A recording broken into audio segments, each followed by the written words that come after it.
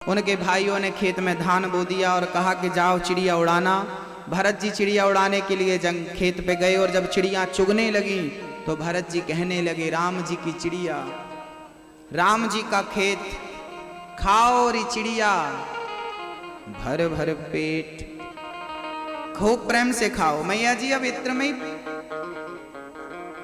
Time खर्च करोगी, शांति से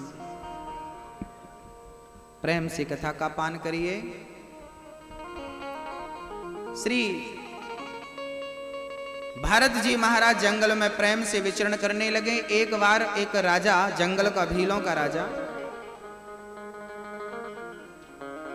भीलों का राजा एक व्यक्ति को बंधन में बनाया था। बोले, देवी को उसने प्रार्थना करी कि हे भद्रकाली, बेटा हो जाएगा घर पे तो हम नर की बलि चढ़ाएंगे। पर वो नर उनकी चंगुल से भाग गया और भरत जी को ले जाकर के उनका सिर काटना चाहा जंगल के राजा ने। भद्रकाली ने प्रकट होकर के और श्री भरत जी की उन्होंने रक्षा की। भरत जी अब प्रेम से आजाद होकर के जंगल में प्रेम से विचरण करते और भगवत भजन करते, भगवत प्रेम करते। अच्छा, ये मनुष्य का जो जीवन मिला है, ये क्यों मिला है, बस ये समझ में आ जाए, इस प्रश्न का उत्तर मिल जाए ना तो आपकी आधी से ज्यादा परेशानियां यूं मिट जाएंगी।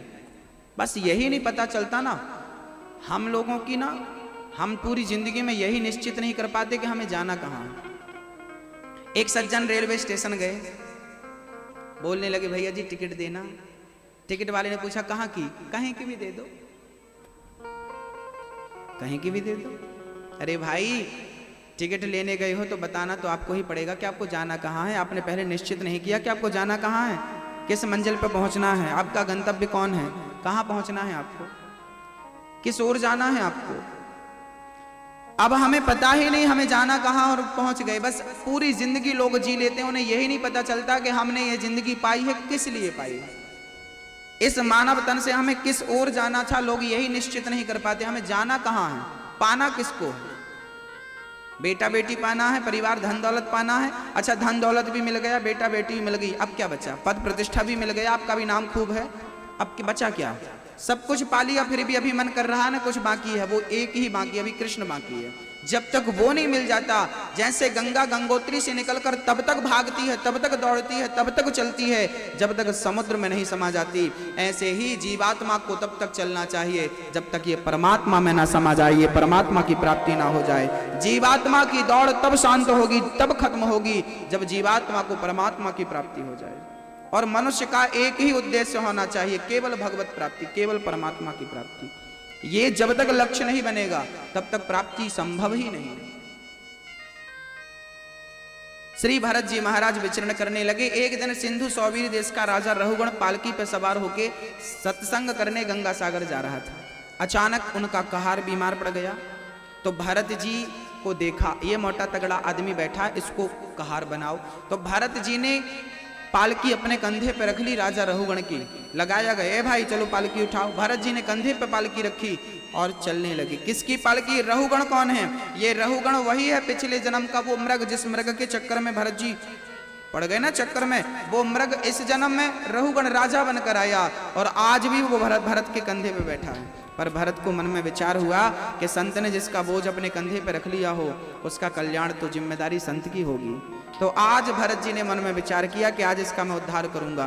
तब भरत जी महाराज चलने लगे और देखते हैं सामने चींटियों का समूह था, चींटी दब ना जाए पांव के नीचे। तो भरत जी ने छलांग लगाई और जब छलांग लगी तो राजा रहुगण के सिर में पालकी टकराई। अरे भाई जरा देख के चलो, ये सिर पे पालकी लग रही है, कौन उछल कूद कर रहा है? कहारों ने कहा, महाराज ये नया नया भर्ती हुआ है बिना इंटरव्यू का, यही उछल कूद कर रहा है। अरे इसको समझाओ। अरे भाई ठीक ठीक चलना, ये राजा बड़ा खतरनाक है, मृत्यु दंड तक देता है, बहुत ठीक नहीं है, ठीक ठीक चल।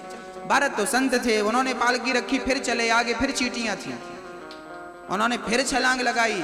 राजा रहुगण के सिर में अब तो ऐसी पालकी टकराई कि उनके सिर से रक्त बहने लगा। पर्दा हटाकर देखा, बड़ा क्रोध आया रहुगण को। मूर्ख, कौन है? सिर पे चोट लग गई, कौन है उछल कूद करने वाला? जानता नहीं कौन है? महाराज ये है, ये भारत की तरफ सबने इशारा किया। अच्छा, अब व्यंग वचन कहने लगा रहुगण, अच्छा बड़ा दुबला पतला है ना, मेरा बोझ नहीं उठा पा रहा है, जबकि भरत जी मोटे थे। हाँ, अच्छे खासे थे, कोई चिंता तो थी नहीं, प्रेम से कोई चिंता नहीं थी। माताओं को वहीं बिठालते जाओ, उनसे कहते जाओ वहीं रख दो, सब वहीं प्रेम से रख दो। मैं वही, भैया जी आप थोड़ा जिम्मेदारी संभालिए। माताएं प्रेम से बैठती जाएं, प्रेम से कथा का पान करती जाएं। आपके आने जाने से कथा में बाधा उत्पन्न हो रही है। बोलिए भक्त वत्सल भगवान की। इसलिए कथा पे टाइम का ध्यान रखना चाहिए, और लेट आओ तो फिर जहां जगह मिले चुपचाप वैसी बैठ जाओ। जब कथा पूरी हो ना तब फिर अपना जो लाए हो वो चढ़ाओ। अब कथा बीच में चल रही हो, आप लाके चढ़ाने लगे, यहाँ ना कहते हैं कथा में बाधा पहुंचाने में पाप लगता है। आप कहीं पाप के भागी ना बन जाएं। इसलिए कथा पे जब भी आए, कभी जब भी जाएं, हम लोग भी कथा सुनने जाते हैं ना कभी कभी, तो जाके पीछे ही बैठते हैं, इसलिए ताकि हमारे जाने से, आगे जाने से कहीं बाधा उत्पन्न ना हो, कहीं लोगों का ध्यान इस तरफ आकर्षित ना हो जाए। इसलिए इस पाप से बचना चाहिए। प्रेम से दुबक के कहीं भी बैठ जाओ, और फिर जब समय मिले, भजन वजन हो बीच में और कथा की पूर्ति हो, आरती के पहले आप प्रेम से जो ठाकुर जी को निवेदन करना चाहें वो दें प्रेम से। तो आप जिम्मेदारी से सबको, माताओं को वहीं बिठालना, प्रेम से निवेदन करके। श्री भरत जी महाराज राजा रघुगण को प्रेम से उपदेश, आज भरत जी को लगा इसे ज्ञान देना आवश्यक है। श्री भरत जी महाराज कहने लगे, राजन, राजा रघुगण बोला मैं तुझे मृत्यु दंड दूंगा। भरत जी बोले ये बता तू मृत्यु दंड देगा कैसे, मारेगा कैसे, शरीर को मारेगा कि आत्मा को? मैं शरीर नहीं हूं, मैं आत्मा हूं। आज भरत जी ने आत्मा और परमात्मा का वो बोध कराया, शरीर से आत्मा की भिन्नता क्या है, शरीर आत्मा से कैसे भिन्न है और आत्मा शरीर से कैसे भिन्न है, इसका बोध राजा रघुगण को श्री भरत जी ने करा दिया। अच्छा आप लोग क्या हो, शरीर हो कि आत्मा हो? मैया जी, ओ प्यारी मैया, शरीर हो आप कि आत्मा हो?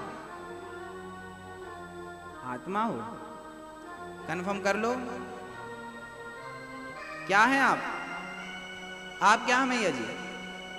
क्या? आत्मा। आप क्या है? कुछ भी बोलो, गलत ही होगा ना, कोई दंड तो मिलना नहीं है। कुछ भी बोलो, बोलो तो सही। क्या है आप? कंफर्म नहीं हो रहा। आज हम क्लियर कर दें आपको, आप क्या है, हम क्या है। महंगा हो, सिम ना पड़े तो वो डिब्बा है। ऐसे शरीर कितना भी बढ़िया हो, सुंदर हो, गोरा हो, काला हो, पर आत्मा रूपी सिम ना पड़े डिब्बा है। निकल जाती है आत्मा, चलो भैया जला दो। ये वैल्यू है शरीर की। शरीर की क्या वैल्यू है? शरीर की कीमत कितनी है?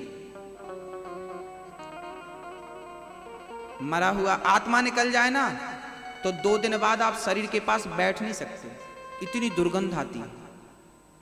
दुर्गंध तो ठीक है, पत्नी अकेली ना पति के बीच में बैठ नहीं सकती, डर लगता है पकड़ना नहीं। मुर्दा भयंकर होता है। वो मैं भी बनूंगा, आप भी बनेंगे, इसमें क्या है ना? लेकिन मोह किससे था? मैं कौन था? यदि मैं शरीर था तो मैं तो मरने के बाद भी पड़ा हूं, पर मैं शरीर था नहीं ना। मैं कौन था? मैं आत्मा था। जब तक वो आत्मा थी तो मैं घर के अंदर था, आत्मा निकल गई शमशान में दफना दो, जला दो।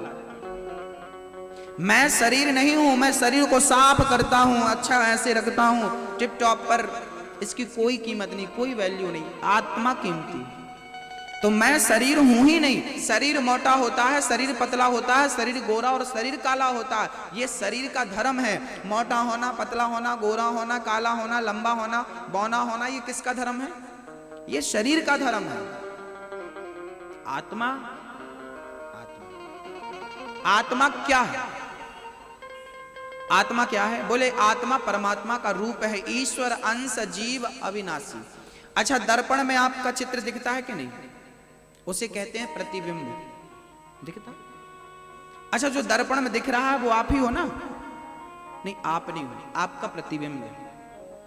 ऐसे ही जैसे दर्पण में आपका प्रतिबिंब दिखता है, ऐसे शरीर में जो आत्मा है ये परमात्मा का प्रतिबिंब हम सबकी आत्मा के रूप में विद्यमान है। परमात्मा का ही प्रतिबिंब भास रहा है आत्मा के रूप में। इसलिए कहा गया है कि सबके भीतर परमात्मा होता है, क्योंकि सब में आत्मा होती है। और आत्मा किसका रूप है?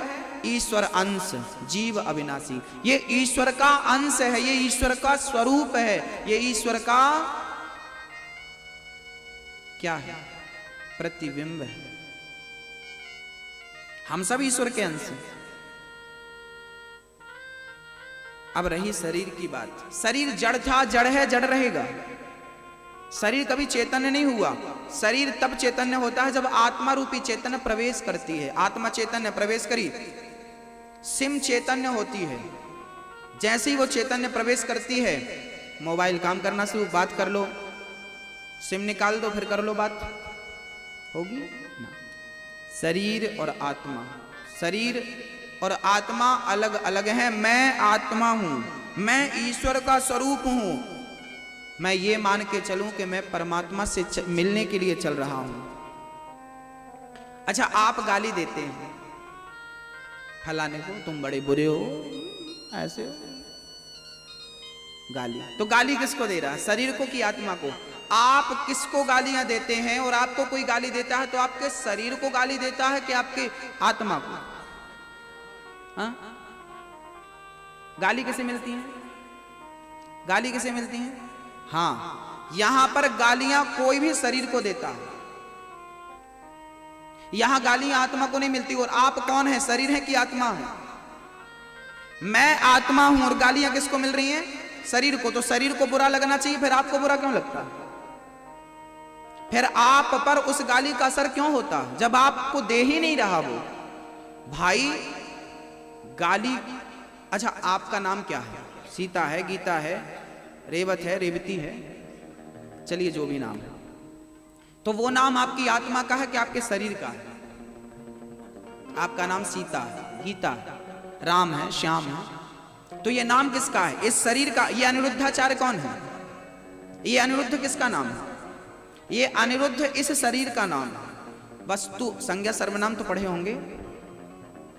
वस्तु विशेष की पहचान के लिए के नाम दिया जाता है। ये गाजियाबाद है, गाजियाबाद में ये साहिबाबाद है, ये नवीन पार्क है, ये इसका भी एक नाम होगा, श्याम पार्क। ये नाम है। एक वस्तु की, एक स्थान की पहचान के लिए के नाम दिया जाता है।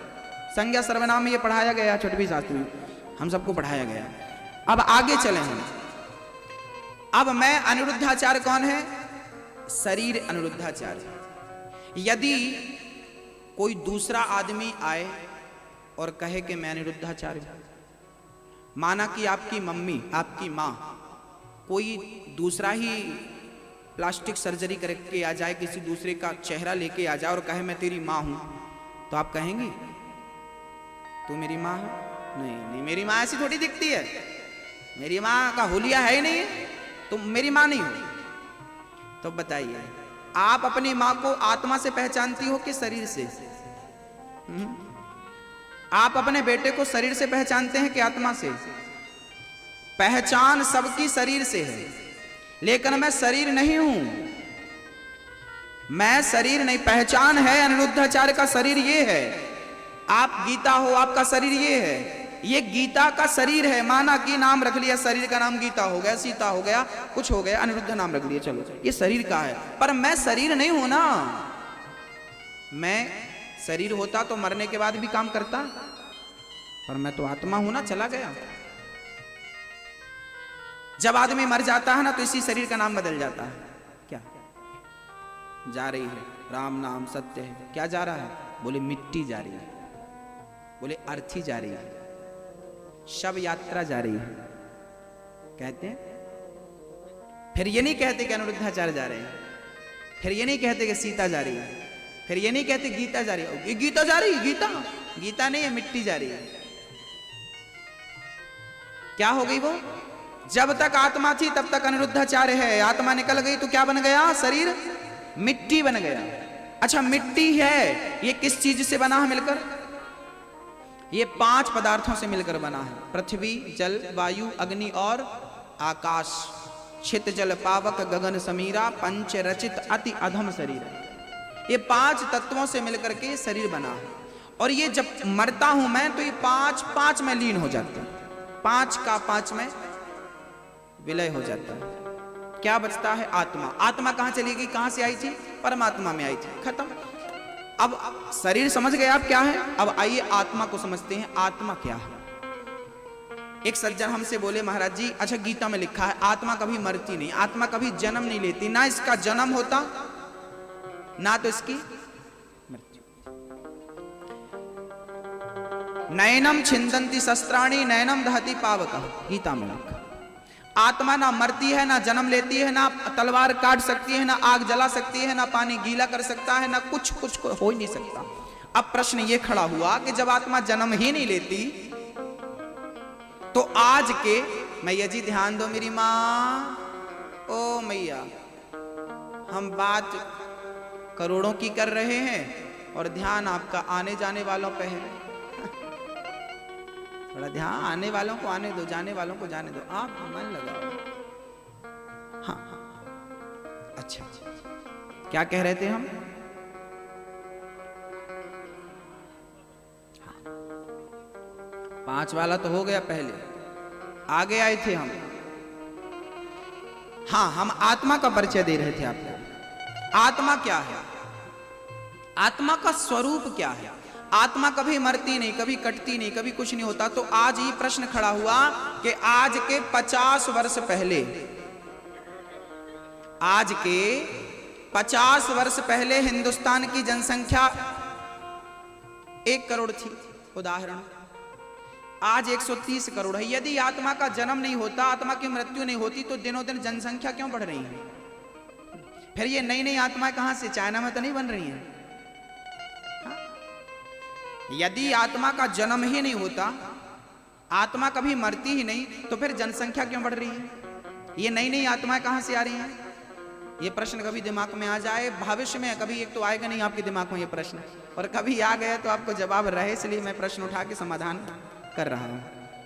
मैं ये दास, हम चाहते हैं कि आपके जीवन में कोई डाउट ना रहे शास्त्र और ईश्वर को लेकर, वो सारे डाउट क्लियर होने चाहिए, इसलिए ये समाधान हम देते हैं खासकर आप लोगों के लिए।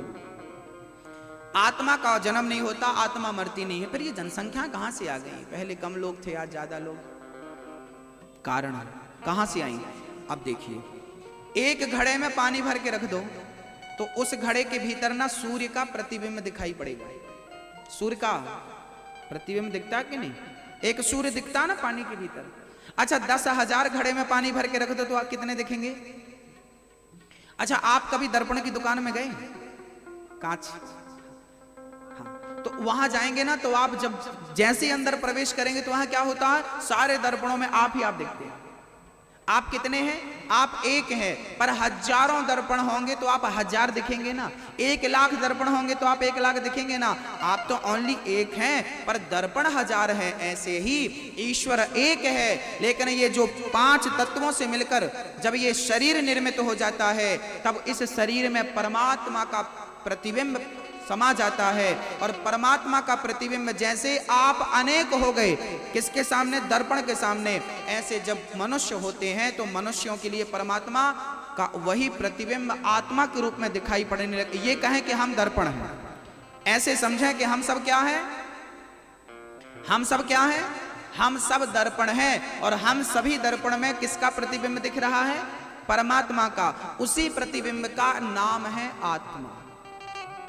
कांच टूट गया। अच्छा, आप अभी तक जिस कांच में दिख रहे थे, उस कांच पे पत्थर फेंक दिया जाए, टूट जाए, शीशा टूट गया, अब बताओ आप दिखेंगे? कहां चले गए? अभी तक तो इसी, अब कोई दर्पण में आपको ढूंढे, भाई अभी तो इसी दर्पण में था, कहां चला गया? भाई ये शरीर जब तक है तब तक परमात्मा का प्रतिबिंब है। ये शरीर मिला मतलब मिट्टी में, मतलब मरा, तो वो प्रतिबिंब कहां? आपका प्रतिबिंब आपसे ही निकला था, आप में समा गया। एक सज्जन दीपक लेके जा रहे थे शंकर जी को दिया जलाने। एक आदमी आ गया, कहां जा रहे हो? शंकर जी के मंदिर में। ये क्या है? ये दीपक है। अच्छा, इस दीपक में ये जो आग है, ज्योति है, ये कहां से आई है? सामने वाला बोलता कि माचिस की तीली से आई है, तो फिर ये बोलता माचिस की तीली कहां से आई है? लंबी पंचायत होती, तो उसने फूंक मार के दिया बुझा दिया। क्या कर रहे हो? अब बच्चे ने कहा, ये बताओ ये दीपक की ज्योति कहां चली गई? कहां चली गई? आप बताओ। अभी तक तो यही थी, दीपक जल रहा था, ज्योति दिख रही थी, फूंक मार दिया, कहां चली गई? कहां चली गई कोई बता सकता है? कहां चली गई कोई बता सकता है? हाँ या ना? नहीं। कहां चली गई आप नहीं बता सकते, कहां से आई थी हम नहीं बता सकते। ये झंझट ही नहीं है कि वो ज्योति कहां से आई और कहां चली गई। भाई वो तो आग है, घर्षण हुआ प्रकट हो गई, बुझ गई। ऐसे ही शरीर रूपी इस दीपक में आत्मा रूपी ज्योति जलती है। जब ये शरीर लय पूरा हो जाता है तो वो ज्योति परम पिता में मिल जाती, ईश्वर में मिल जाती। यही आत्मा का परिचय है। गोस्वामी तुलसीदास जी कहते हैं परमात्मा ही आत्मा के रूप में विद्यमान है। बिल्कुल ठीक बात है। एक सूर्य है पर हजारों प्रतिबिंब हो सकते हैं एक सूर्य के, एक आदमी के लाखों करोड़ों प्रतिबिंब हो सकते हैं, तो एक परमात्मा के शरीर से अनेकों अनेक आत्माएं प्रकट क्यों नहीं हो सकती? वो परमात्मा सब कुछ कर सकता है। वो परमात्मा की आत्मा हम सबके भीतर विद्यमान है, उनका प्रतिबिंब उस रूप में यहां विद्यमान है। अब श्री भरत जी ने जब राजा रहुगण को ज्ञान दिया ना, राजा रहुगण समझ गए कि कोई विद्वान पुरुष। चरणों में गिर पड़े, महाराज मेरा ज्ञान आपने दूर कर दिया, भंग कर दिया, मैं आपके श्री चरणों में प्रणाम करता हूं। बस एक बात और समझा दीजिए। क्या बात? ये समझा दीजिए कि पुण्य और पाप शरीर से होता है। अच्छा देखिए, आपने बहुत गंभीरता से दो बातें समझी हैं। इसके आगे का एक प्रश्न और समझ लीजिए तो आपकी जिंदगी ठीक हो जाएगी, कोई डाउट नहीं रह जाएगा। आत्मा परमात्मा में मिल गई, शरीर पांच तत्वों में मिल गया, तो फिर नरक कौन जाता है? फिर स्वर्ग कौन? फिर गुरु जी कहते हैं पाप करोगे तो नरक जाओगे, पुण्य करोगे तो स्वर्ग जाओगे। फिर ये हम तो यही, हमारा शरीर यहीं जल जाता है आपके सामने, आत्मा परमात्मा मिल गई, अभी हमने आपको समझा ही दिया। अब बताओ फिर पाप और पुण्य जब होता है हमसे तो भोगता कौन? पाप और पुण्य का भोगता कौन बनता है? कौन भोगता है? मैया जी कौन? आत्मा तो परमात्मा, आत्मा सुख दुख से परे है। आत्मा को कोई सुख नहीं होता, आत्मा को कोई दुख नहीं होता, वो परे है। शरीर भी यही मिल गया, अब कौन बचा? बहुत गंभीर प्रश्न है, आपको समाधान की ओर ले चलो। पहले ये समझना होगा आपके पास आपके शरीर कितने हैं? कितना शरीर है आपके पास? एक। और हमने दो सिद्ध कर दिए तो हम सबके पास तीन शरीर होते हैं, एक स्थूल शरीर, एक सूक्ष्म शरीर, एक कारण शरीर। तो कारण शरीर तो संत जन कहते हैं चिता में भस्म हो जाता, तो कारण शरीर का कोई मुद्दा नहीं। हम दो शरीरों की बात करें। एक स्थूल शरीर होता है, स्थूल शरीर मतलब ये जो सामने बैठा है, ये आप बैठी हैं, इसका नाम है स्थूल शरीर। एक शरीर और होता है जिसे सूक्ष्म शरीर कहते हैं। कभी आपने उसको देखा? देखा होगा। कब देखा होगा वो आपको हम बतला रहे हैं। अच्छा, आपने कभी सपना देखा कि नहीं? हरिद्वार चले गए, आज हमने सपना देखा, आज हम हरिद्वार चले गए, खूब गंगा जी में डुबकी नाक पकड़ पकड़ के लगा रहे हैं। अब बताइए, आप तो दिल्ली में सोए थे, आप तो यहाँ गाजियाबाद में सोए थे, अपने घर पे खिड़की दरवाजे बंद करके गंगा जी कैसे पहुंच गए? आज सपने में हम वृंदावन की परिक्रमा लगा रहे थे, खूब राधे कृष्ण राधे कृष्ण। आपने कभी देखा? आपके हिसाब से सपने देखे होंगे आपने। तो आप तो कमरे के अंदर थे, फिर ये हरिद्वार कौन घूम रहा है? अच्छा, आप फिर सवेरे बतला रहे हैं, सुनो आज हमने सपना देखा, और सपने में आप हमें मिले। कभी कभी मिलता ना कोई आदमी, आज हमें आप सपने में दिखे। अच्छा, जब आप सपना देख रहे थे उस समय आपकी आंख थी कि नहीं? हाथ थे कि नहीं? पांव थे? मतलब एक पूरा शरीर था ना। ज्यों कहते हो कभी कभी आप भागते हैं, भैया मत मारो मत मारो, कभी कभी आप हंसते हैं, कभी कभी आप रोते हैं, कभी कभी डरते हैं। भैया आप तो कमरे में सोए थे, फिर ये पूरा का पूरा शरीर हरिद्वार में खड़ा है, गंगा नहा रहा है। अब बताइए, एक शरीर यहां पड़ा है घर के भीतर, एक वो गंगा नहा रहा है। स्वप्न का दृष्टा कौन है? स्वप्न का दृष्टा, स्वप्न को देखने वाला कौन है? स्वप्न को किसने देखा? हमने देखा सपना हमने देखा। शरीर का जो दृष्टा होता है, स्वप्न का जो दृष्टा होता है, वो शरीर नहीं होता। अब यहां दो शरीर सिद्ध हो गए कि नहीं? एक शरीर ये घर के भीतर पड़ा है और एक वो जो स्वप्न देख रहा है। उस शरीर का नाम ही सूक्ष्म शरीर है।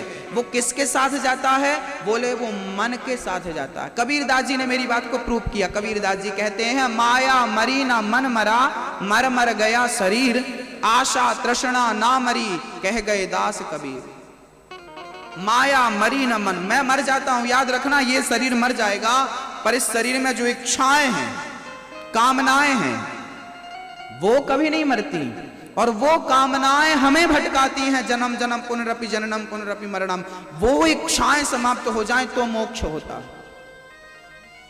मन की वो सूक्ष्म इच्छाएं जब मिट जाएं तब मोक्ष का अधिकारी बनता है प्राणी। मैया जी समझ में आ रहा? विषय थोड़ा कठिन है, शायद समझ में आए। तो हमारे पाप और पुण्य का भोक्ता कौन है? वही सूक्ष्म शरीर जो स्वप्न देखा। ये शरीर यहीं जल गया, पर वो शरीर नहीं मरता। जब हमने पाप किया तो वही जाकर यमराज को गवाही देता है, और हमने ये पाप किया बतलाता है, वहां झूठ नहीं बोल पाता ना कोई। और फिर वही सूक्ष्म शरीर हमारे किए गए पाप और पुण्य भोगता। 28 प्रकार के नरक होते हैं, रौरव नरक, महारौरव नरक, कुंभी पाक, अंध्र, तामिश्र, ऐसे 28 प्रकार के नरक होते हैं। जो व्यक्ति जैसा पाप करता है उसे वैसे नरक में डाला जाता है। इसलिए पाप करने से बचना चाहिए। हमें लगता है कमरे के भीतर हमें किसी ने देखा, हम तो कर लें पाप, कौन देखना ना। जब कोई नहीं देखता तब भी ईश्वर देखता है। लाख आंख से देख रहा है तुझे देखने वाला, सच की खेती कर ले चतुर नर, समय गुजरता जाता मेरे मालिक की दुकान में सब लोगों का खाता। हमें लगता है कोई नहीं देख रहा, देख रहा है परमात्मा, जिसने आपको बनाया, जिसने आपकी रक्षा करी है, सब कुछ जानता। श्री भरत जी महाराज ने जब इस कोटि का ज्ञान राजा रघुगण को दिया। अच्छा, एक सज्जन पूछने लगे, श्री प्राचीन बरही ने नारद जी से प्रश्न किया, महाराज जी पाप तो हाथ से होता है, गला दबा दो किसी का पाप हो जाएगा, और पुण्य भी इन शरीर से होता, किसी को दान कर दो, तो पाप और पुण्य शरीर से होता है। तो जब हम मरते होंगे ना तो पाप पुण्य भी मर जाता होगा, बोले ना। एक सेठ जी थे यहीं साहिबाबाद में, बढ़िया कंबल ओढ़ करके सो रहे थे, गर्मियों का टाइम था, हल्का सा चादर था, पतला सा चादर ओढ़ के सो रहे थे। तभी सेठ जी को एक सपना आया, उनकी कपड़ों की दुकान थी। सेठ जी को सपना आया, एक ग्राहक आया, सेठ जी जरा 2 मीटर कपड़ा देना। तो सेठ जी ने जो शॉल ओढ़ रखी थी चादर, उसी को वो समझे मैं दुकान में बैठा हूं, और हाथ में चादर आया तो चादर को फाड़ दिया। और जब चादर फटा सपने में तो उनकी नींद खुल गई। जब निद्रा भंग हुई तो देखते क्या है, ना वहां पर ग्राहक था ना वहां पर दुकान थी, लेकिन जो चादर फट गया वो सचमुच फट गया। होता ना कभी कभी सपने में।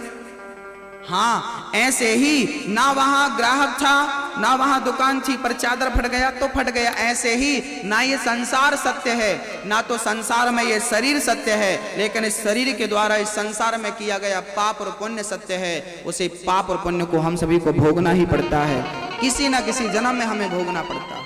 इसलिए बुरा करने का बुरा नतीजा, भला करने का पेड़ बोए बबूल का तो आम कहां से आए। जैसी करनी वैसी भरनी, आज किया कल पाएगा, चढ़ता सूरज धीरे धीरे ढलता है, ढल जाएगा।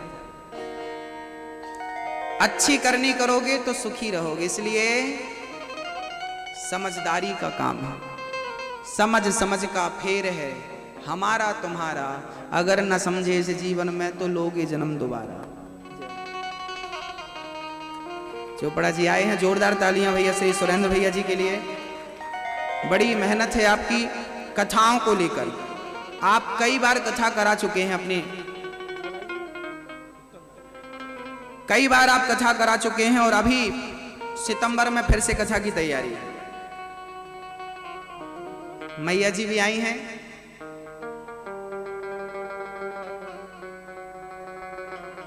और बड़े भाव से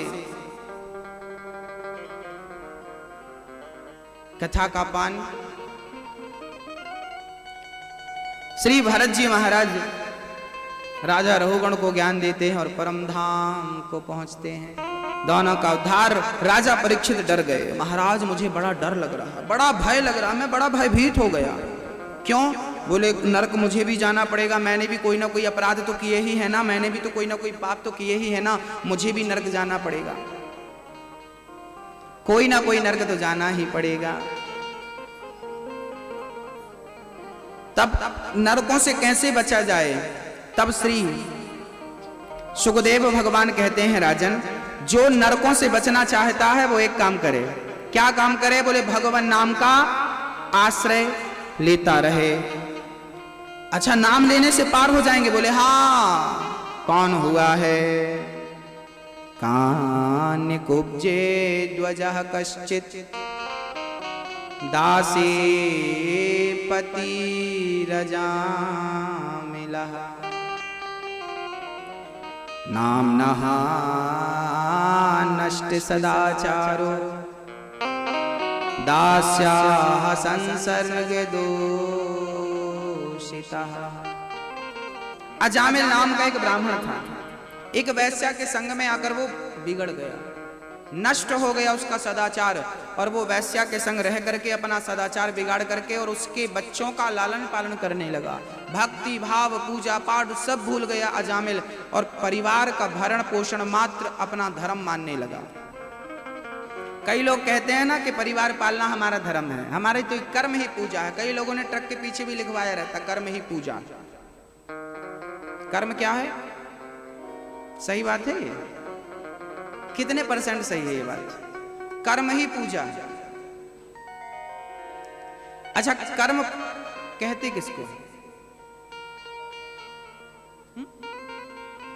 कर्म तो सब कुछ है। चींटी चल रही है, क्या कर रही है? कर्म कर रही है। पक्षी उड़ रहा है, क्या कर रहा है? कर्म। आप लोग यहां बैठे हैं कथा सुनने, क्या कर रहे हैं? कर्म कर रहे हैं। लोग खटिया पे सो रहे होंगे अपने बेड पे, क्या कर रहे हैं? बोलो, कर्म कर रहे हैं। माताएं रोटी बना रही हैं, क्या कर रही हैं? कुएं से पानी भर रही हैं, क्या कर रही हैं? कर्म। कर्म तो सब कुछ कर्म ही तो है। गाय को रोटी देना क्या है? कर्म है। और गाय को डंडा मारना वो भी कर्म है। कुत्ते को रोटी देना क्या है? कर्म है। और कुत्ते को मार के भगा देना वो भी कर्म है। माँ बाप की सेवा करना क्या है? और माँ बाप का अपमान करना वो भी कर्म है। माँ बाप की आरती उतारना क्या है? और माँ बाप को डंडे से मारना क्या है? कर्म तो कर्म है। पलक झपक रही है, कर्म हो रहा है। ये मेरी उंगलियां चल रही है, ये भी कर्म हो रहा है। मेरी पलक झपक, यहां तक कि मेरा दिल जो धड़क रहा है ना, ये भी वो अपना कर्म कर रहा है। और जिस दिन ये दिल धड़कना छोड़ दे, अपना कर्म करना छोड़ दे, मैं सीताराम हो जाऊंगा। तो कर्म तो कर्म सभी तो कर्म है। कर्म ही पूजा है।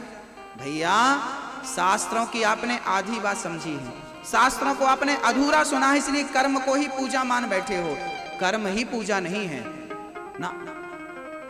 मैंने आपको ये बात कल कही थी, ये बात पूरी 100% सही नहीं है। ये समय समय पर लागू होती है। कैसे? उदाहरण से समझिएगा। जब आपके घर कोई मेहमान आता है, तब आपका कर्म क्या होता है? तब आपका धर्म क्या होता है कि अतिथि देवो भव। जब आपके घर कोई अतिथि आता है तो ये कौन है? यहां आपका कर्म अलग होगा, यहां आपका धर्म अलग होगा। लेकिन जब आप किसी के अतिथि बनकर जाएंगे तो वहां आपका कर्म भी और आपका धर्म भी दोनों बदल जाएगा। समझ रहे हैं? कुछ समझ में आ रहा है? भाई, लड़की का पिता, लड़की के पिता, आप लड़की की माँ हो, आपकी लड़की है, शादी करना है, तब आपका धर्म क्या है? लड़के के बाप से कहना, भाई साहब बड़ी अच्छी लड़की है, संस्कारी है। तब आपकी वाणी नम्र होती है। तब आपका कर्म, आपका धर्म कैसा होता है वो सबको मुझे समझाने की आवश्यकता नहीं। और जब आप लड़के के बाप होते हैं, लड़के के माँ होते हैं, तब बदल जाता सबके नहीं। साहब हम तो 10 लाख लेंगे, इससे कम हो तो जाओ, ये चाहिए और वो चाहिए, फलाना और होता कि नहीं? तो बताइए, कर्म बदल रहे हैं कि नहीं? वहां का कर्म अलग है, यहाँ का कर्म। इसलिए इसकी परिभाषाएं बड़ी गूढ़ है, केवल एक लाइन में समझ में नहीं आती। कर्म ही पूजा है, दिमाग लगाना पड़ता है। सत्संग और शास्त्र हमें बतलाते हैं। अच्छा, शास्त्रों में ना एक पन्ने पर सब कुछ नहीं लिखा होता। 18,000 श्लोक हैं भागवत के। जब सारे पढ़ोगे तब कुछ समझ में आएगा। एक श्लोक पढ़ के आप निष्कर्ष पे कैसे पहुंच सकते हैं? इसलिए एक श्लोक आपको समाधान की ओर नहीं ले जा सकता। गीता में 700 श्लोक हैं और आप केवल एक श्लोक रट लो, हमें तो बस ये करना ना। बच्चे का धर्म अलग है। आपकी शादी नहीं हुई तब तक आपके कर्म और आपके धर्म दोनों अलग हैं। लेकिन आपकी शादी हो गई, उसके बाद आपके कर्म और आपके धर्म दोनों बदल गए कि नहीं? अब पति की सेवा करना धर्म बन गया अब सास ससुर की सेवा करना कर्म हो गया, ये नित्य का कर्म है, ये करो, झाड़ू पोछा लगाओ, जो कहते हैं करो। और अभी जब तक शादी नहीं हुई थी तब अलग था, करे तो करे नहीं, मम्मी तो करने वाली है ही। जब बच्चे हो गए तब आपका और बदल गया, अब तो ये जिम्मेदारी हो गई, इसको उठाओ, इसको नहलाओ, इसको। अब समझते हैं कर्म ही पूजा है, कितनी परसेंट सच बात है और कितना इसमें मिक्स है, आओ जरा देखते हैं। अच्छा, शास्त्र क्या कहते हैं? शास्त्र कहते हैं कि कर्म ही पूजा है, ये बात पूरी 100% सच नहीं है, इसमें कुछ मिलाना पड़ेगा। क्या मिलाना पड़ेगा वो बताते हैं। कर्म के साथ एक चीज मिलाना पड़ेगी, कर्म के साथ धर्म को मिलाना पड़ेगा, कर्म के साथ धर्म को जोड़ना पड़ेगा। अब देखिए, आप लोग आटे को चाल करके चलनी से फिर आटा मारती हैं माताएं, आटा लगाती हैं, गूंथती हैं, आटा निकाल और ऐसा तो नहीं ना, नहीं।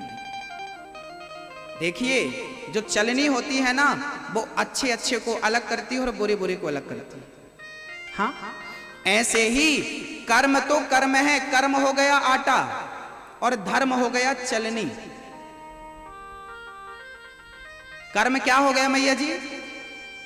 कर्म है आटा और धर्म क्या है? चलनी। चलनी क्या करती है?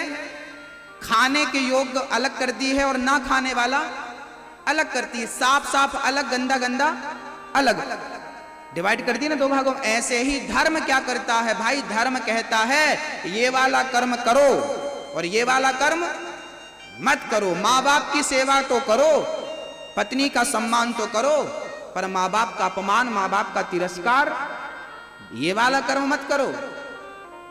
चलनी धर्म, आटा कर्म। तो कर्म तो करना चाहिए, पर कर्म को, महाराज जी हम धर्म नहीं मानते, हम धर्म को नहीं मानते, हम केवल कर्म को। अरे पागल, बिना धर्म को जाने बिना तू कर्म क्या करेगा? कौन सा कर्म करेगा? धर्म ही कर्म की व्याख्या समझाएगा। बिना, भाई एक बात बताइए, पक्षी को उड़ने को 2 पंख चाहिए कि एक से उड़ जाएगा? आपको चलने को 2 पांव चाहिए कि एक से दौड़ लगा देंगे? भाई दूसरा भी साथ दे तो क्या नुकसान है? एक पांव कर्म है, एक पांव धर्म है, एक हाथ कर्म है, एक धर्म है। इसका अर्थ यही है, आपके बैंक में लॉकर में आपका कोई लॉकर है कि नहीं? बैंक में जो लॉकर होता है ना उसकी 2 चाबियां होती हैं, एक आपके पास होती है, एक बैंक मैनेजर के पास होती है, हाँ या ना? एक चाबी आप लगाइए, एक चाबी वो लगाया, जब दोनों चाबी लगती हैं तब बैंक का लॉकर खुलता है। इसका अर्थ है जब धर्म हो, जब धर्म की चाबी हो और कर्म की चाबी हो, तब भाग्य का ताला अपने आप खुल जाता है, भाग्य का दरवाजा अपने आप खुल जाता है। कर्म को धर्म से जोड़े बिना कर्म शुद्ध हो ही नहीं सकता, बिना चलनी से चाले बिना आटा शुद्ध हो नहीं सकता। पानी छान छान के पीने की बात हमारे बुजुर्ग क्यों कहते हैं? गुरु बनाओ जान के और पानी पियो क्यों? आपके घर में पानी छानते कि नहीं? आजकल तो व्यवस्थित है, पूरा फिल्टर ही होता है पानी। टंकी का पानी कोई ऊपर जाके छत में तो नहीं पी लेता ना, वही पानी पीता है, लेकिन उसके पहले क्या होता है? फिल्टर होता है, साफ होता है। ऐसे ही कर्म तो पानी के टंकी की तरह है, टंकी में भरे पानी की तरह है, लेकिन उसको जब धर्म के फिल्टर से जोड़ देंगे तो वही कर्म फिल्टर होके और वही कर्म आपको सुख और सुकून देने वाला बन जाएगा। सास की सेवा करना कर्म है, लेकिन धर्म कहता है कि ना बेटा, सास की सेवा सास समझकर मत करना। धर्म कहता है ये तुम्हारी माँ है, अपनी माँ की तरह इसकी सेवा करना। ये धर्म तुम्हारी दृष्टिकोण बदल रहा है। धर्म केवल दृष्टिकोण बदलता है, धर्म केवल नजरिया बदलता है, धर्म कुछ नहीं करता, धर्म केवल नजरिया बदलता है देखने का। ये लड़की है, ये लड़की है। एक महात्मा जी खड़े थे बाजार में, एक लड़की को देखकर हंस रहे थे, मुस्कुरा रहे थे। किसी ने हंस दिया, वाह आप भी हंस रहे हैं। तब महात्मा जी ने कहा, नाना वो बात नहीं है जो तू समझ रहा है, हंस तो रहा हूं मैं, पर इस लड़की को देखकर नहीं। अरे देख तो उसी तरफ रहे हो। हाँ हाँ हाँ, क्योंकि तुझे कर्म पर ध्यान गया ना, तूने देखा मैं इसे देख रहा हूं, तो आपको क्या लग रहा होगा? महाराज जी इसे रुमाल को देख रहे हैं, कपड़े को देख रहे हैं, क्योंकि आपका कर्म कह रहा है कि मेरी निगाहें जिससे मिल रही है मैं वो उसे देख रहा हूं। ये कर्म बतला रहा है कि आप इसे, लेकिन ना, धर्म कहता है कि मैं इसे नहीं देखता। संत जी ने कहा मैं इस लड़की को नहीं देख रहा हूं, तो किसे देख रहे हैं? बोले जो अजर हुए अदब तेरे देखते हैं, वो शेर कत्ल पहले अपना देखते हैं। ना मतलब है तुझसे ना सूरत से तेरी, हम तो सिर्फ कन्हैया तेरी कलम देखते हैं। कि जिस परमात्मा ने सुंदर नारी को बनाया है, वो परमात्मा स्वयं कितना सुंदर होगा। हम इस नारी को नहीं, हम उस परमात्मा को देख रहे हैं कि जिसकी रचना इतनी सुंदर है, वो कितना सुंदर होगा। तो बताइए, कर्म और धर्म समझ में आ रहा कुछ? इसलिए कर्म ही पूजा है, ये कहने वाले परिपूर्ण नहीं है। कर्म को धर्म से जोड़िए। धर्म ये नहीं कहता कि तुम मंदिर जाओ, धर्म ये नहीं कहता कि तुम माला जपो। धर्म केवल नजरिया देता, देखने का दृष्टिकोण देता। तुम मत जाओ ना मंदिर, मत करो ना पूजा, केवल अपने माँ बाप की सेवा कर लो, केवल अपने माँ बाप को भगवान की तरफ प्यार कर लो, केवल अपने पति से प्यार कर लो ना। सती सावित्री ने किससे प्यार किया था? माता अनुसुईया ने किससे प्रेम, सीता जी ने किससे प्रेम किया?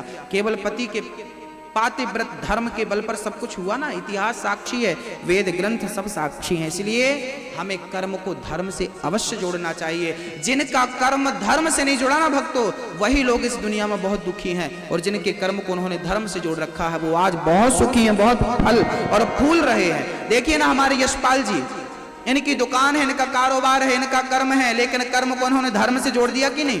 भागवत सुन रहे हैं कि नहीं? भागवत परिवार को सुनवा रहे हैं ना। आज भागवत के माध्यम से आप सभी को सुख की, आनंद की अनुभूति हो रही है कि नहीं? तो बताइए, इन्होंने अपने कर्म को धर्म से जोड़ रखा है कि नहीं? इन्होंने अपने आप को पूरा समय ये दुकान में देते हैं, पूरा समय कारोबार में देते हैं, लेकिन जो समय बच जाए, ये हमसे कह रहे थे कि हम वृंदावन भी जाते हैं बांके बिहारी का दर्शन। मतलब कर्म से तो जुड़े हैं, लेकिन कर्म के साथ धर्म से जुड़े हैं। जरूरी है। एक तरफ जाएंगे ना भाई, तराजू में दो पलड़े होते हैं, दोनों का हिसाब किताब बराबर रहे ना। केवल एक भारी हो जाए तो दूसरा तो बिल्कुल उठ जाएगा। इसलिए संतुलन किसे कहते हैं? कर्म भी बराबर हो और धर्म भी बराबर हो। थोड़ा बहुत ऊपर नीचे चलता है कि आप ज्यादा काम करते, ठीक है करो, लेकिन कर्म के साथ मेरे गोविंद का चिंतन होता रहे, मेरी राधा रानी का चिंतन होता रहे, धर्म से छूट ना जाना। क्योंकि भक्तों, धर्म से छूट जाने के बाद व्यक्ति ना घर का रहता है ना घाट का रहता है। इसलिए धर्मो रक्षति रक्षितः। मैंने हरिश्चंद्र की चर्चा सुनाई थी ना आपको। पत्नी बिक गई, बेटा बिक गया, लेकिन अपने धर्म के लिए अपने आप को बेच दिया, लेकिन अपने वचन को जाने नहीं दिया। ये धर्म है। कर्म तो है, पर कहां जुड़ा है कर्म? धर्म से जुड़ा। श्री सुखदेव भगवान कहते हैं, अजामिल पापी बन गया, वैश्या के संसर्ग में आकर बच्चे बहुत सारे हुए, 10 बच्चे हुए। एक छोटा बेटा हुआ, एक उस बेटे का नाम रखा नारायण। अजामिल।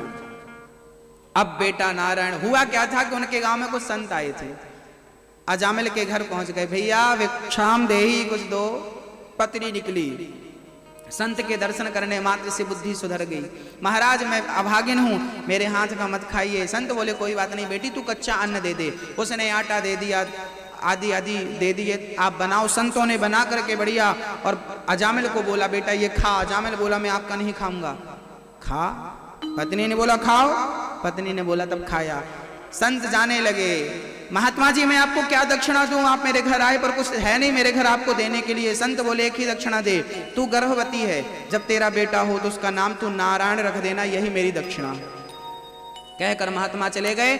उसको याद था, उसका बेटा हुआ, नाम रखा नारायण। अब बेटे से प्रेम हो गए। बेटा नारायण जरा पानी लाना, बेटा नारायण जरा यहाँ आना, बेटा नारायण जरा वस्त्र लाना, बेटे नारायण नारायण। दिन भर नारायण का ना भाव कुभाव अनख आलस हूँ, नाम जपत मंगल दिशि दसहूँ। जहर कोई जानबूझ कर पिए या धोखे से पिए, जहर मारता है। अमृत कोई जानबूझ कर पिए, धोखे से पिए, वो अमर करता है। आग में हाथ कोई जानबूझ कर डाले, धोखे से डाले, जलता है। ऐसे ही भगवान का नाम कोई जान कर ले या अनजाने में ले ले, नाम तो कल्याणकारी है, वो अपना काम करता है। अजामिल ने नाम लिया, अब मृत्यु सिर पर नाचने लगी। और जब मृत्यु आई तो उसने देखा यमराज उसे पकड़ कर ले जाने लगे। डर गया अजामिल, तो दूर खेल रहा था बेटा। दूर क्रीडन का सक्तम पुत्रम नारायणावयम। बेटा नारायण नारायण। जब नारायण नारायण कह के पुकारा तो बेटे ने नहीं सुना। परम पिता परमात्मा को लगा मरते समय मेरा नाम ले रहा है। विमान भेज दिए, पार्षद गण आ गए और कहा चलो बैठ करके भगवान के लोक को तुम्हारा उद्धार हो गया, तुमने भगवान नाम ले लिया। केवल नाम लेने से कल्याण हो गया। कलयुग केवल नाम, इसलिए छोड़िए मत, प्रेम से भगवान नाम जपिए। हो गए भव से पार लेकर नाम तेरा, है ना। हो गए भव से पार लेकर नाम तेरा, हो गए भव से पार लेकर नाम तेरा, हो गए भव से पार लेकर नाम तेरा, नाम लेकर नाम तेरा। हरि बोल, जय हो।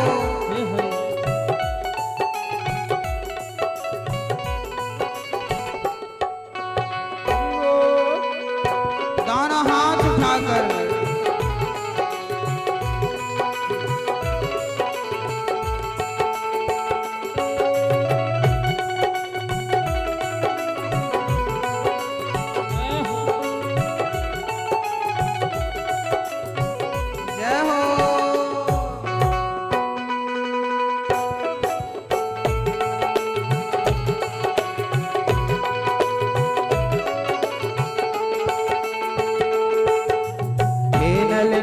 जाति के बानर राम नाम लिख दिया शिला पर।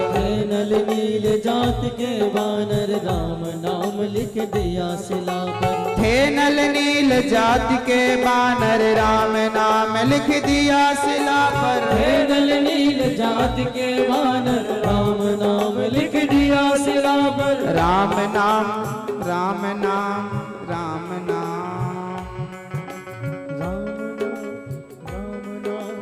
राम नाम। श्री राम जय राम जय जय राम, श्री राम जय राम जय जय राम, श्री राम जय राम जय जय राम, श्री राम जय राम जय जय राम। थे नल नील जाति के बानर राम नाम लिख दिया शिला पर। थे नल नील जाति के बानर राम नाम लिख दिया शिला पर। पत्थर पर राम लिख दिया तो क्या हो गया? पत्थर पानी में तैरने लगे और क्या हुआ? हो गई सेना पार लेकर नाम तेरा, हो गई सेना पार लेकर नाम तेरा, हो गई सेना पार लेकर नाम तेरा, हो गई सेना पार लेकर नाम तेरा।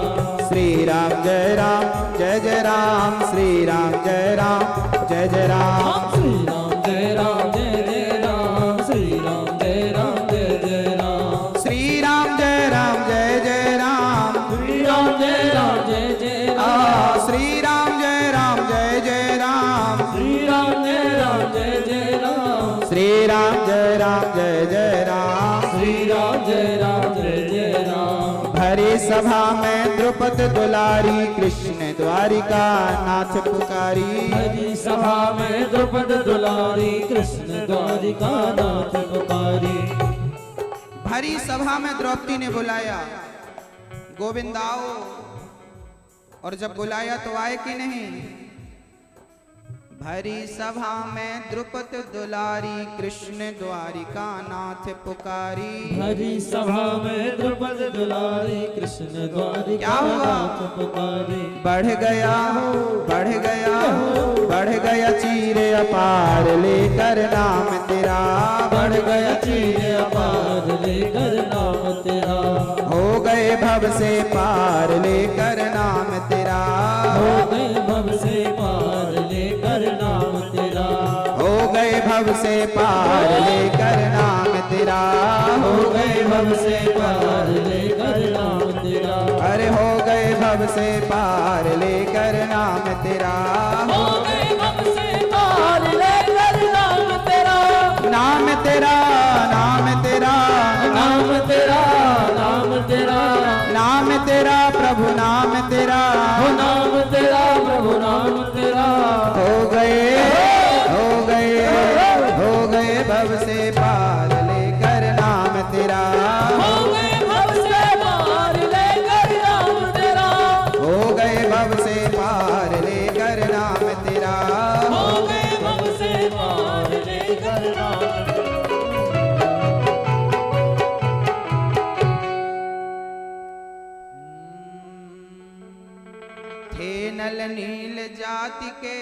बानर राम नाम लिख दिया शिला पर। राम जी के नाम ने तो पाथर भी तारे, जो न जपे राम वो हैं किस्मत के मारे। अजामिल ने नाम लिया है, पार हो गया। किसका नाम? इसलिए कलयुग में काम करते रहो, काम करते रहो, नाम जपते रहो, मन से गोविंद गोपाल गाते चलो। क्यों?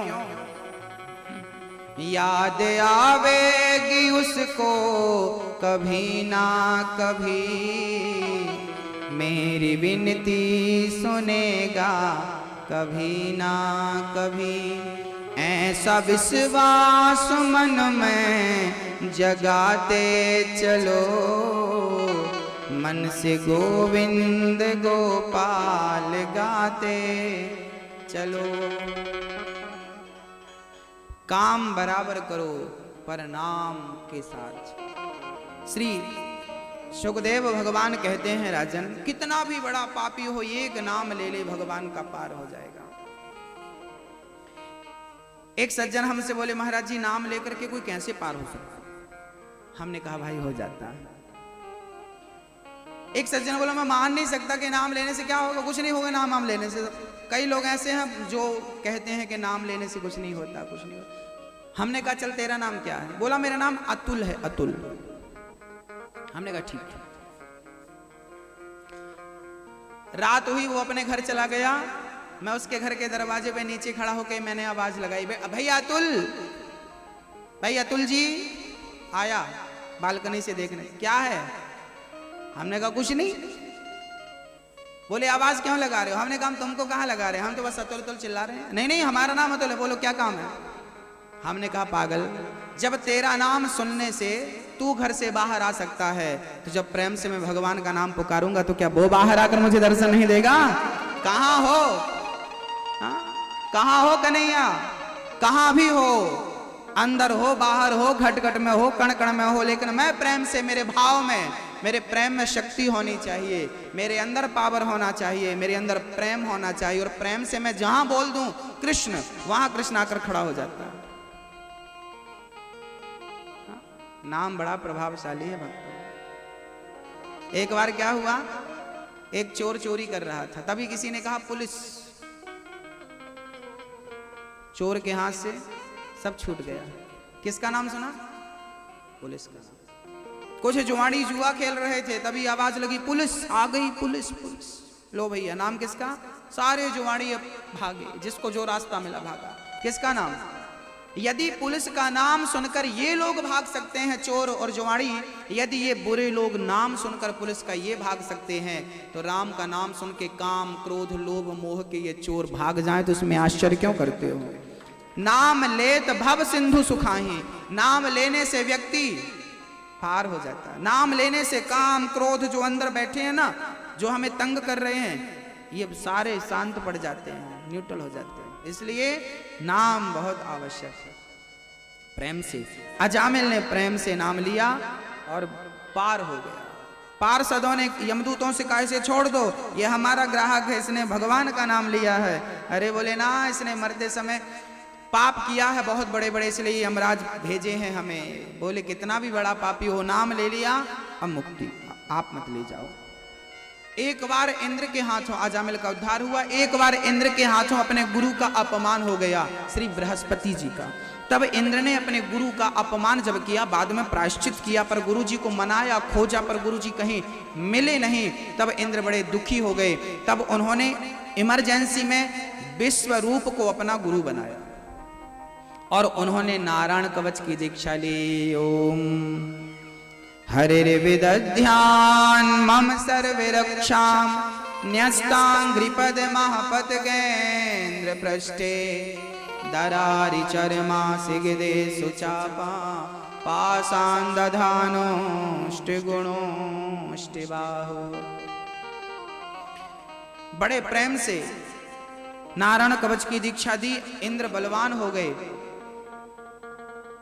एक बार इंद्र ने गुरुजी से यज्ञ कराया विश्वरूप से, पर गुरुजी ने राक्षसों को भी धोखे से आहुति डाल दी, क्योंकि उनका नाम विश्वरूप था, सबको एक रूप में देखते थे। विश्वरूप मतलब विश्व में सब में ईश्वर के रूप को देखने वाले का नाम विश्वरूप है।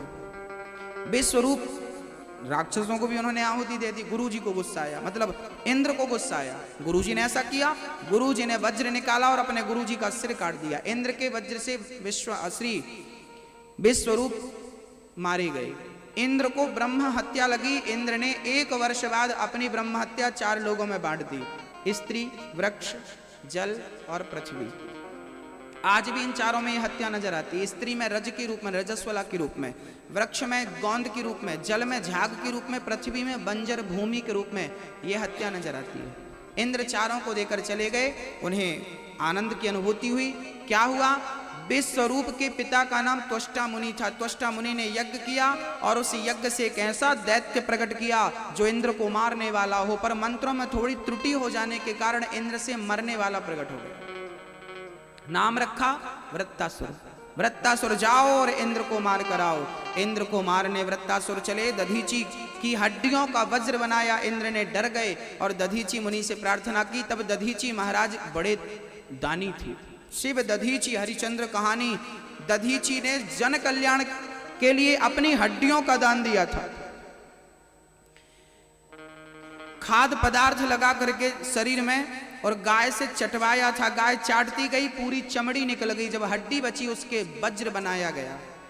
उस वज्र से वृत्तासुर की मुक्ति हुई। वृत्तासुर ने जब वज्र को देखा तो उसने स्तुति करनी शुरू कर दी। हम हरे तब पादैक मूला दासानुदासो भवितास्मि भूयः। हे प्रभु, मेरी एक इच्छा है कि मैं आपका दर्शन करते करते प्राण त्यागूं। श्री परीक्षित जी महाराज ने कहा कि महाराज, ये वृत्तासुर तो राक्षस था, फिर इसने भगवान की स्तुति क्यों करी? बोली, ये इस जन्म का राक्षस है, पिछले जन्म का बड़ा भक्त है। क्या नाम था इसका? बोले, इसका नाम था चित्रकेतु। अब वृत्तासुर की पिछली कथा बतला रहे। चित्रकेतु नाम का एक राजा था। उस राजा की ढेर सारी पत्नियां थी, पर दुर्भाग्य देखिए, किसी को संतान नहीं थी, किसी को बेटा नहीं था। चित्रकेतु बड़े दुखी रहा करते थे। एक दिन एक संत आए, अंगिरा मुनि। संत के चरणों में प्रणाम किया। महाराज, मेरा बेटा नहीं है, बेटा दो। संत बोले, बेटा तेरी किस्मत में नहीं। चरणों में गिर पड़े, महाराज मुझे पुत्र चाहिए। चरणों में गिर पड़े। संत को दया आई, एक फल दे दिया पत्नी को। ले बेटी, तू खाना, बेटा होगा, लेकिन ये बेटा तुझे सुख और दुख दोनों देगा। चित्रकेतु बोले, कोई बात। पत्नी ने फल खाया और प्रेम से कुछ दिनों के बाद वो गर्भवती हो गई। एक सुंदर सा राजकुमार जन्म लेता है और पूरे नगर में लड्डू बांटे गए। बेटा हुआ, राजा के बेटा हुआ। राजा बड़ा प्रसन्न हुआ, लेकिन जब एक रानी को बेटा हुआ, बाकी रानियां जलने लगी। किससे बेटा हुआ? राजा इससे प्रेम करते हैं, हमसे प्रेम नहीं करते। उन रानियों ने जलनवश उस बच्चे को जहर देकर के मार डाला।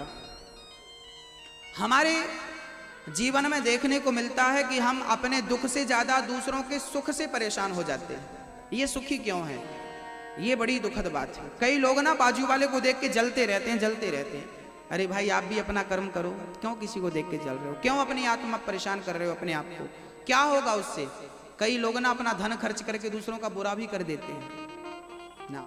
जब आप किसी का भला करोगे ना तो परमात्मा आपके साथ खड़ा होगा, और जब आप किसी का बुरा करेंगे तो ईश्वर कभी नहीं आएगा आपके साथ। इसलिए नियत अच्छी हो, नीति अच्छी हो, विचारधारा अच्छी हो।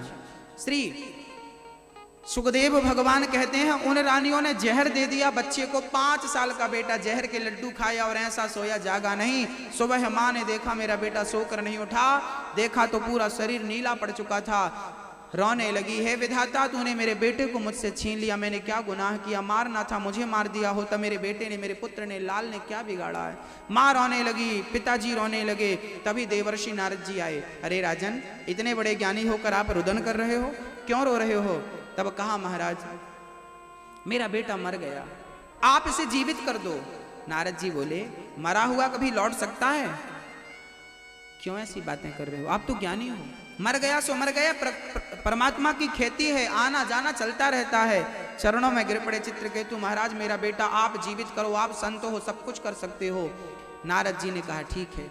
नारद जी ने बहुत समझाया पर वो माना नहीं। तब हाथ में जल लेकर मंत्र पढ़ के संत जी ने ऊपर जल छिड़क दिया, मरा हुआ बेटा जीवित हो गया। पुत्र खड़ा हो गया, पिताजी दौड़ पड़े, बेटा आ तुझे अपने हृदय से लगा लूं। उस बच्चे ने कहा खबरदार जो आगे बढ़ा और मुझे अपना पुत्र कहा। अरे बेटा क्या हो गया तुझे, तू मेरा बेटा है। तब उस बालक ने जो ज्ञान दिया वो भागवत में श्री सुखदेव भगवान वही ज्ञान राजा परीक्षित को दे रहे हैं। वो ज्ञान बहुत यथार्थ है, इसलिए हमें सुनना चाहिए और बहुत सावधान होकर सुनना चाहिए। उस बच्चे ने अपने पिता से कहा पिताजी आपका हमसे किस जन्म का संबंध है। अरे मेरे 1000 बार जन्म हो चुके हैं, किसी जन्म में आप मेरे पिता बने, किसी जन्म में मैं आपका पिता बना। कितनी बार मेरा जन्म हुआ, कितनी बार आपका जन्म हुआ, किस जन्म का संबंध जोड़ना चाहते हैं ये तो बताइए। मैं पिछले जन्म का कोई ऋण बाकी था पूरा करने आया था, आपने मुझे बेटा मान लिया। अरे पिछले जन्म में मैं भिखारी था, आपके घर भीख मांगने आया था, तो आपने मुझे गेहूं काटा दिया था और आपने थोड़े से मुझे ओपले, कंडे, सूखा गोबर दिया था।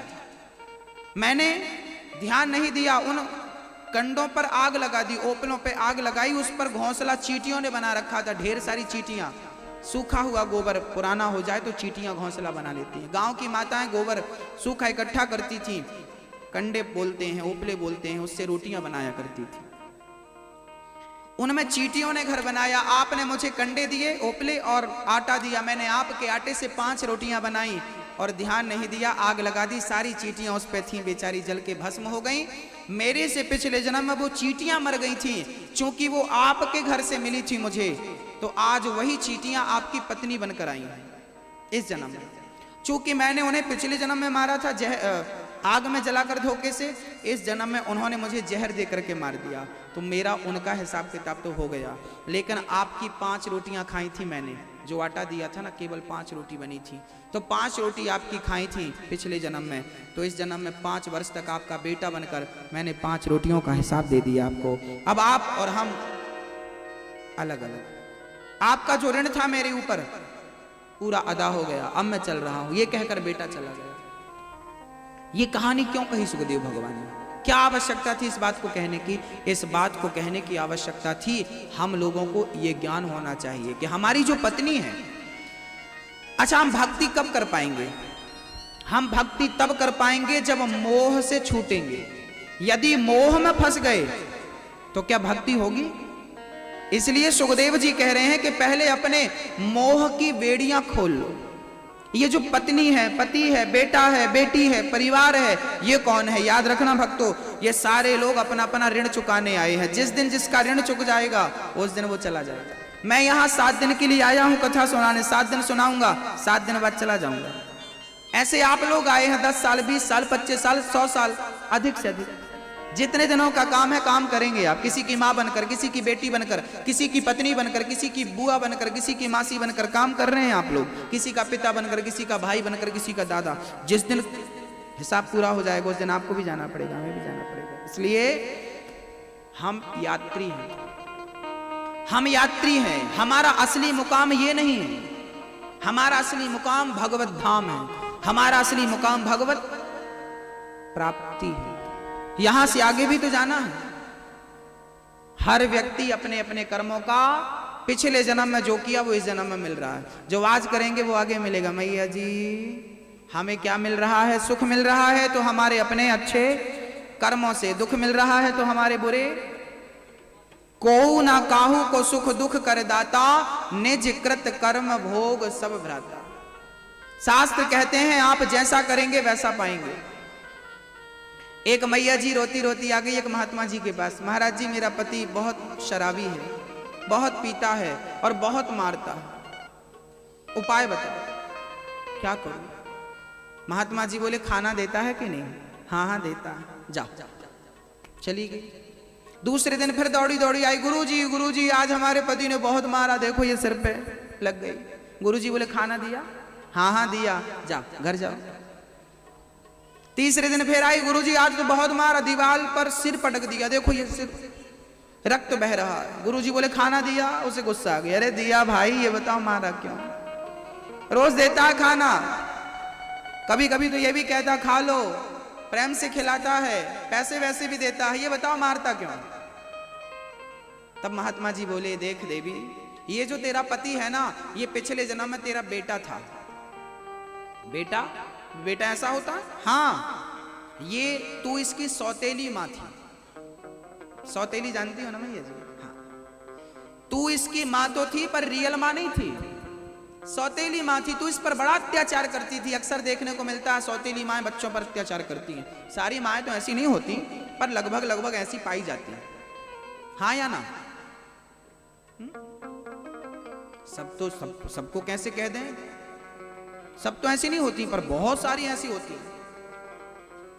अपने बेटे को प्यार करती हैं और ये तो दूसरी वाली का है, इसलिए इसको थोड़े में निपटाओ, इसको बासी रोटी दे देंगे, इसको ताजी वाली दे दो। माताएं अपने घर पे कभी कभी ये भेदभाव कर लेती हैं। एक मैया जी दूध बना रही थी 2 गिलास, उनके 2 बच्चे थे, एक उनका बेटा था, एक उनकी जेठानी का बेटा था। तो उन्होंने दूध जब निकाला ना, तो मलाई अपने गिलास में, इस गिलास। क्यों? ये मलाई किसके लिए? बोले ये वाला दूध अपने बेटे को, और ये वाला दूध अपने जेठानी के बेटे को। कितने उस मलाई की क्या कीमत है? पर आपकी मानसिकता तो सामने आ गई ना, कितनी कैसी मानसिकता है। तो ये भेदभाव ना बना रहे, और जब तक ये भेदभाव, जब तक ये होगा ना, जब तक एकीकरण नहीं होगा, जब तक हमारी दृष्टि सम नहीं होगी, तब तक भगवत प्राप्ति मुश्किल है। सब में ईश्वर को देखना, एक भाव से देखना। भक्तों ने सब में भगवान को देखा है।